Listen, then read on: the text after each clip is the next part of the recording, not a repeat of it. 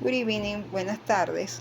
En primera instancia quiero solicitarles disculpas porque no pudimos hacer la conexión ni en el tiempo ni en la fecha que se quiso hacer. Sin embargo, quiero hacer este video para ampliar la información sobre las actividades que ya vimos a través del foro chat y de las explicaciones que se dieron por aula, ¿ok? Bueno, comenzamos el repaso, ¿verdad? Deben recordar que las actividades vencen el día 10. En la primera actividad, que es la infografía acerca de mi carrera, aquí está. Recuerden que se les solicitó que fuera en forma de infografía. Podían utilizar cualquier instrumento, aplicación, pero que fuera en forma de infografía, que tiene unas características fundamentales, ¿ok? En este caso, tendría que tomarse en consideración the simple present, irregular verbs, subject pronoun, object pronoun, presentation and introduction. Hicimos más que todo hincapié en el simple present, irregular verbs, subject pronoun y object pronoun. Entonces, nos vamos un momentico a lo que fue el foro chat, que también lo tienen ya en aula, y tenemos lo siguiente. Vimos que, ¿verdad? Así como nos indica, ¿verdad? Simple present tense, los tiempos simples, ¿verdad? De los verbos. Vamos a ubicarlos aquí, más arriba. Ajá, aquí lo tenemos, el simple present tense de los verbos, ¿ok? Recuerden, vamos a dar un pequeño repaso. Recuerden que el tiempo presente simple o el simple present tense o present simple tense, acuérdense que el adjetivo va antes que el sustantivo en el caso del inglés, se forma o hay que tener en consideración que para sujetos como I, you, we, you y they, el verbo va singular y she, he, it va plural. En esta fórmula sujeto, verbo, predicado, ¿ok? Entonces, aquí justamente tienen la explicación. En la forma positiva o afirmativa está subject, que es el sujeto, el verbo que será con S o ES, singular o plural, dependiendo del sujeto de la oración. Recuerden, I, you, we, you y they lleva singular y she, he, it lleva plural. De hecho, en ese momento les hice mención que para nosotros los hispanoparlantes, el hecho de que un nosotros lleve un verbo singular no debiera ser, pero en inglés sí, y como estamos aprendiendo inglés tenemos que supeditarnos a las normas de la gramática inglesa. Y después vendría el object, que es el resto o lo que sería el predicado. Y pone el ejemplo, Romy loves to eat burgers. Romy, ¿verdad? Love to eat burger. Fíjese que usa el verbo plural. ¿Por qué? Porque Romy, suponemos que she o it, no lo sé, es she o he y está dentro de los que lleva el verbo en presente plural.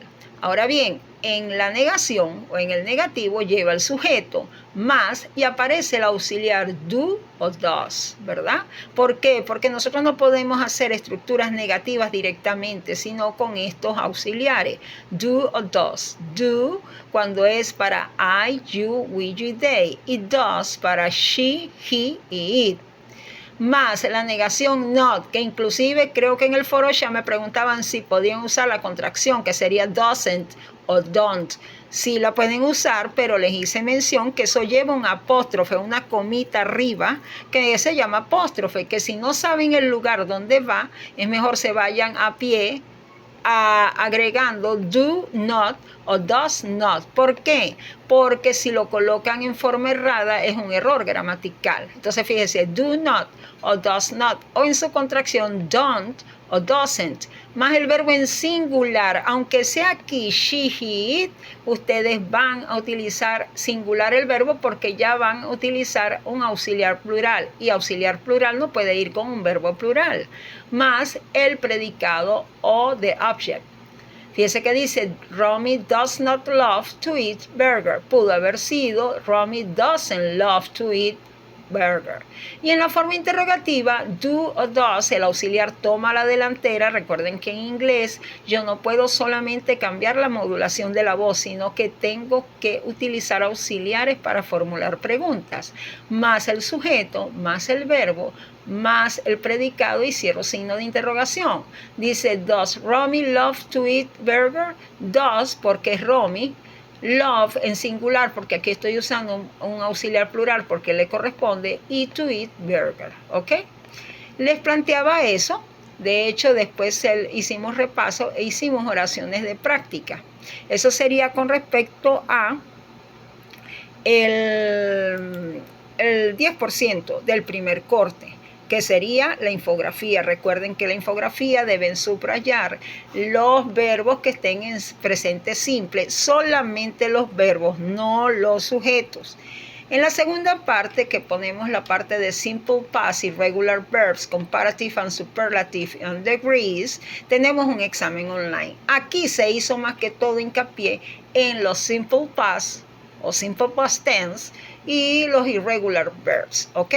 Y nos remitimos vamos a buscarlo, a la parte correspondiente a la parte del simple past tense o past simple tense, y quedamos que esta es la fórmula, ¿ok? Para la afirmativa, el sujeto más el verbo que lleva ed o de acuerdo a su terminación. Les indicaba que cuando termina en consonante lleva ed y cuando termina en vocal termina en de, se le agrega de. Pero esos son los verbos regulares, porque los irregulares, aquí tienen ejemplo, fíjense, ask termina en k, que es una consonante, y se le coloca ed, ¿ok? Call, ¿verdad? Que termina en L, se le coloca ed. Help, se le termina en consonante ed. Look, igualmente, y todo esto. Ahora, ¿qué pasa? Los irregular verbs son particularmente diferentes porque ellos traen su propio pasado. Fíjense que no se le agrega ed o de. Fíjense que dice sell, su pasado es sold. Send, su pasado es sent. Sing, su pasado es sang. Sleep, su pasado es slept. Speak, su pasado es spoke. Stand, su pasado es stood. Sweep, su pasado es swept. Swim, su pasado es swam. Take, su pasado took. Teach, talk. Tear, tore. Tell, told. Think, thought. Through, three. Understand, understood. Wake, woke. Wear, woke. Y win, won. Esto es la diferencia con los regulares. En los regulares ustedes le aplican la norma de ponerle ed o de. ¿Cómo reconozco yo esto? Ahí tienen que apoyarse de la familiaridad que van adquiriendo a través del tiempo y de la práctica para reconocerlo. En la evaluación ustedes pueden tener listas de verbos irregulares que le apoyen en esta tarea, ¿ok? Entonces, esto corresponde a el examen del 20%.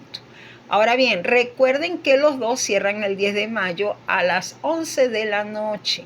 Hay tiempo suficiente, pero planifiquen de tal manera que lo puedan concluir.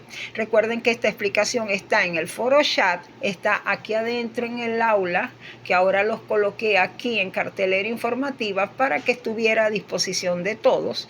Y bueno, no se pudo dar el encuentro como yo hubiera querido. Sin embargo, quise darles este video de apoyo, y cualquier cosa estoy a la orden, ya sea por el Telegram, por